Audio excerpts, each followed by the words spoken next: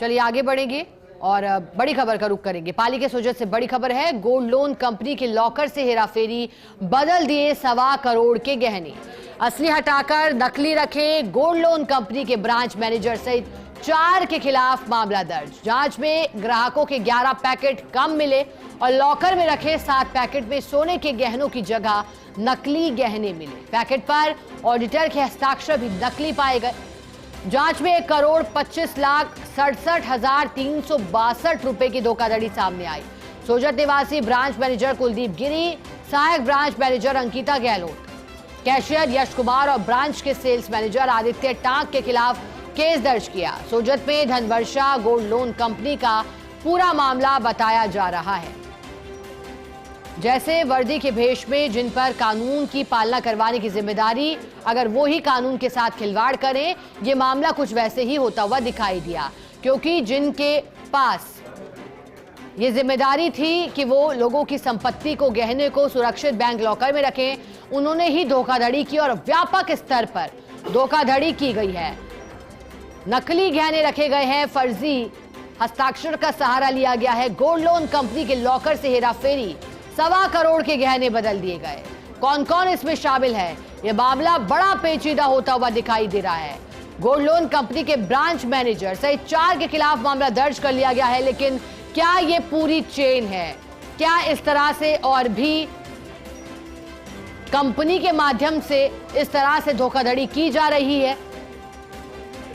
जांच में ग्राहकों के 11 पैकेट कम मिले। लॉकर में रखे 7 पैकेट में सोने के गहनों की जगह नकली गहने मिले हैं। कब से यह किया जा रहा था? ब्रांच मैनेजर और अन्य लोग जो कि इसमें लिप्त बताए गए। क्या इससे पहले भी इस तरह से फर्जी गहने लगकर हेरफेर की गई है? कौन कौन और शामिल है? क्या ब्रांच के अन्य लोगों का भी इसमें नाम सामने आ सकता है? क्या अन्य कंपनियां भी ऐसे में जुड़ी हुई थी? किस किस को इस बात की जानकारी थी? किस किस की फर्जी हस्ताक्षरों के माध्यम से यह सब हो पाया? 4 के खिलाफ मामला दर्ज कर लिया गया है। आगे जांच जारी है इस पूरे मामले में। अधिक जानकारी देने के लिए सोजत से सहयोगी दिलकुश जुड़ गए हैं। दिलकुश, ये मामला बड़ा पेचीदा और चौंका रहा है क्योंकि धोखाधड़ी करोड़ों में की गई है। कैसे होता था? पूरी कंपनी कैसे काम कर रही थी? किस किस की मिलीभगत थी? क्या एक बड़ा नेटवर्क सक्रिय है? जी शिखा, मैं आपको बता दूं कि सोजत की एक गोल्ड लोन कंपनी है जिसमें पहले कंपनी के पास गोल्ड रखा जाता था और उसके बेस पे कस्टमर को पैसा दिया जाता था। लेकिन कस्टमर उस कंपनी में असली सोना रखते थे। लेकिन ये जो एम्प्लॉय रहते थे कंपनी को, जब कस्टमर सोना रखने के बाद ये एम्प्लॉय होते थे वो सोने को चेंज करते थे, उसकी जगह पे नकली सोना रखते थे। जब उच्च अधिकारी इस बात का संज्ञान हुआ तो जब जांच कमेटी बिठाई गई पूरी, तो उच्च अधिकारी ने जांच की जिसमें पाया गया करीब आधा दर्जन से अधिक लोगों के जो असली सोने थे वो नकली में बदल दिए गए थे और उन पैसों में भी घपला किया गया था। अब उनके ऊपर जांच बिठाई गई है और मामला भी दर्ज किया गया है। सोजत पुलिस पूरे मामले की जांच कर रही है।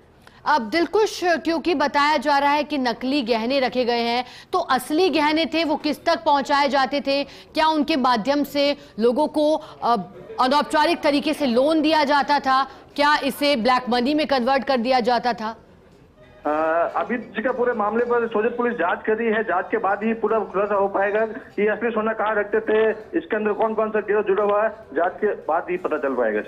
ठीक है दिलकुश, बहुत शुक्रिया आपका साथ जोड़ने के लिए, पूरी जानकारी के लिए।